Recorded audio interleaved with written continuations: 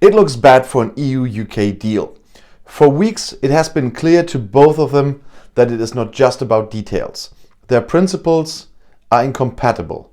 Britain and the EU continue to face irreconcilable differences on Brexit.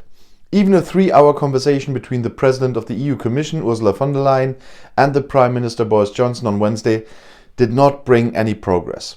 Both sides could only agree to give their negotiating teams 4 days to possibly find a solution. A final decision is to be made on Sunday evening. Von der Leyen made a sobering statement. "We know the positions of the other side. They are far apart. We will decide at the end of the weekend." The British also said it was unclear how the big differences could be bridged. The Prime Minister does not want to overlook any possibility that might lead to a deal after all. The BBC reported from British government circles that Downing Street was waiting to see whether the EU leaders would give in at the summit this Thursday and Friday. I personally absolutely doubt that. There will be no movement from the British side either. On the contrary, the British media assume that Johnson will this weekend, exactly 1 year since his general election with the slogan "Get Brexit Done," announce the end of the negotiations without a free trade agreement.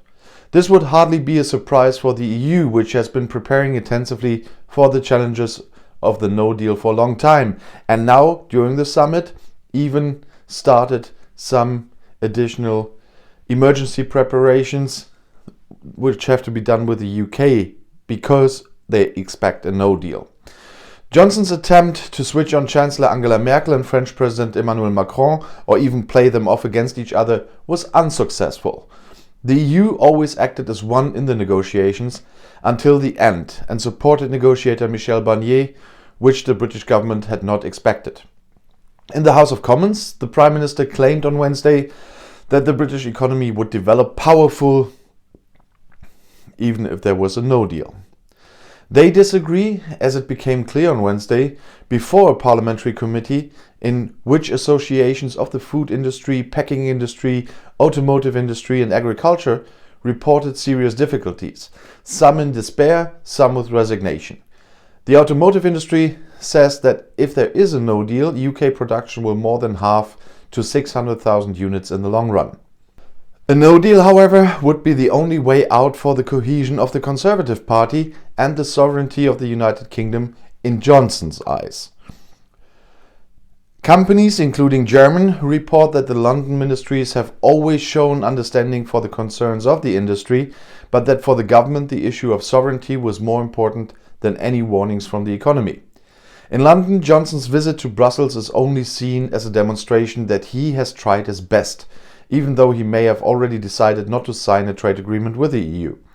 It has been clear to both sides for weeks that the talks are not only linked to technical details, but that their principles are incompatible.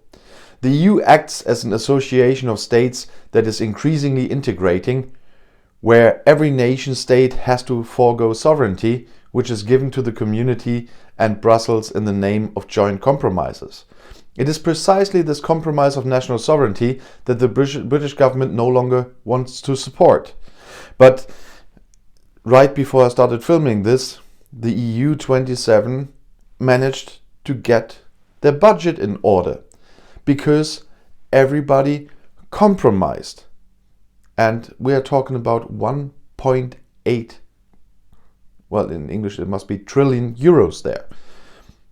Johnson and the Brexit hardliners are of the opinion that Britain has a better future if it stands alone in the world as a nation state, can determine its competitiveness alone, and the government's ability to react is not hampered by ties to other states. How useful that will be in a globalizing world, I can't see the logic behind that. Hence, the ideological differences cannot be wiped off the table over dinner. However, the different attitudes have an impact on the technical details that have to be clarified within the framework of a free trade agreement. And that specifically, the EU demands that a third country that uses the EU internal market as an advantage must not undermine EU companies with unfair competition.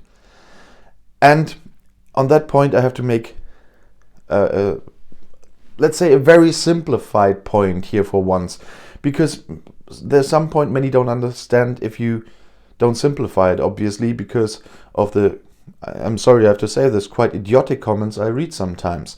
Because the UK wants something nobody else ever got from the EU. And because I always read the comment, they demand something they never demanded from anybody else. The examples they bring have been demanded from other parties as well, but it's true.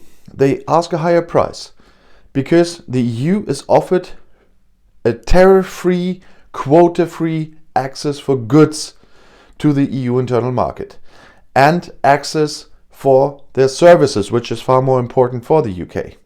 And no other country ever got this. None. Zero. Null. And to make it even more simplified for you to understand this, the whole world, every other country in the world buys a kilo of silver.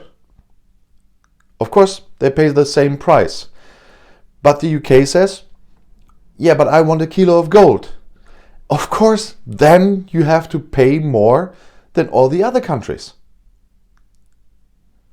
Did you understand now what it's all about? The EU always insists that third countries produce products according to EU regulations if they are to be sold in the EU. In the case of the UK, however, the EU is going a step further and is demanding that the UK also largely adhere to labour, social and environmental standards and will continue to do so in the future as these standards tighten. The EU would like to be able to levy punitive tariffs unilaterally if the UK does not adhere to these standards. And that is the higher price I'm talking about. And the British reject that. The EU also wants to be able to defend itself on the subject of illegal state aid. Here too, the British government does not accept the procedure proposed by the EU. The same applies to fish. If the United Kingdom does not adhere to the agreed use of the British fishing grounds in the long term, the EU would like to be able to react with punitive tariffs, not only in fishing but also in other sectors. Britain rejects that. The new agreement on Northern Ireland showed that both sides can negotiate successfully if they want, so that trade does not have to be controlled at the politically sensitive border between the Republic of Ireland and Northern Ireland. Border controls have been shifted to trade between Great Britain and Northern Ireland as part of the Northern Ireland Protocol, which has already been ratified. What the controls should look like initially led to a bitter dispute between the UK and the EU. However, on Wednesday an agreement was announced by UK Minister for Lancaster County and Northern Ireland Affairs Michael Gove and European Commissioner Maroš Šefčovič. It is technically complicated but vital for the Northern Irish. No customs duties are levied on Northern Irish goods that are shipped from Northern Ireland to Great Britain, and Northern Irish companies do not have to make export declarations. 98% of goods shipped from the UK to Northern Ireland are also free of duties. This is made possible by the trust and trade system, under which companies that export regularly receive special permits. In order to facilitate trade, there will be a 3-month waiver of the testing of agricultural products that supermarkets transport, for example from Great Britain to Northern Ireland, against EU standards. Ready meals and chilled meat may initially still be delivered from Great Britain to Northern Ireland, although third countries are actually not allowed to deliver them to the EU.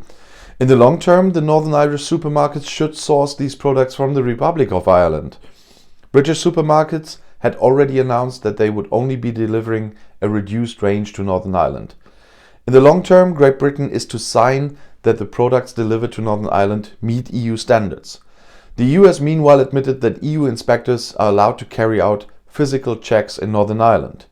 The EU is not allowed to set up an official consulate with a brass shield and flag in Northern Ireland. The system is to be checked after 3.5 years. Dispute should be settled in the joint Northern Ireland Committee. The system will be reviewed before Northern Ireland is to vote on whether the previous Northern Ireland Protocol should continue to apply or Northern Ireland will completely revert to the United Kingdom in terms of customs and domestic market. In return, the British government has promised to remove the controversial clauses from the Internal Market Act and the planned tax law. In doing so, the British government has also fulfilled the condition of the government of the new American President Joe Biden, who had threatened not to conclude a trade deal with the British as long as London breaks international law and the Northern Ireland Protocol. And if you want to stay informed, please subscribe to my channel and please subscribe to my other channels as well. I'll see you in my next video. Viel Spaß!